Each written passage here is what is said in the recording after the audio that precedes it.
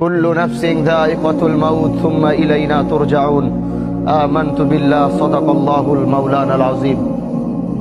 মানুষ তো এরকম রূপ ধারণ করেছে, জানাজার নামাজ যদি মনে করেন 10টায় দেওয়া হয়, আর সেখান থেকে যদি 5 মিনিট অতিক্রম হয় পিছন থেকে বারবার আওয়াজ আসে, আরে ভাই জানাজাটা কেন দেরি করতেছে, তাড়াতাড়ি পড়ান না।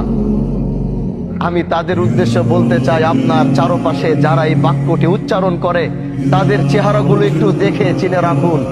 আল্লাহর কসম, যেদিন আপনি এখানে, আজকে হোক আর কালকে হোক, 6 মাস পর হোক আর 6 বছর পর হোক, এই একই জায়গায় আপনি এইভাবেই শুয়ে থাকবেন, না আপনার কথা বলার শক্তি থাকবে, না আপনার দাঁড়ানোর শক্তি থাকবে, না আপনার বলার শক্তি থাকবে।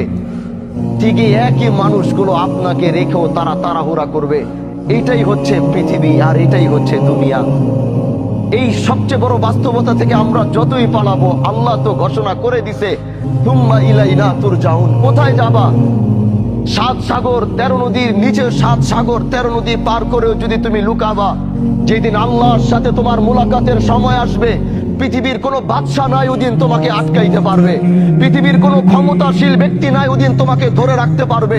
আল্লাহ যেদিন তোমার মৃত্যুর ঘন্টা বাজাবে, গোটা পৃথিবীও মিলে যদি আল্লাহর বিরোধিতায় লাগে যে না আল্লাহ তুমি চাইছো, আমরা তাকে যাইতে দিব না, গোটা পৃথিবী একাকার হয়ে যাবে, কিন্তু তাও তোমরা সেদিন তাকে বাঁচাতে পারবে না।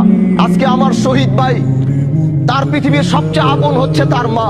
যখন তার মা মৃত্যুর শয্যায় লড়ছিল, উনি তো সন্তান হিসেবে হাজারো চেষ্টা করেছে মাকে বাঁচানোর জন্য। এরকম হাজারো শহীদ মাকে বাঁচানোর চেষ্টা করেছে। কেউ হাসপাতালের বেডে করেছে, কেউ নিজের কোলের মধ্যে করেছে, কেউ ঘরের মধ্যে করেছে, কিন্তু পৃথিবীর প্রতিটা সন্তান ব্যর্থ হয়েছে।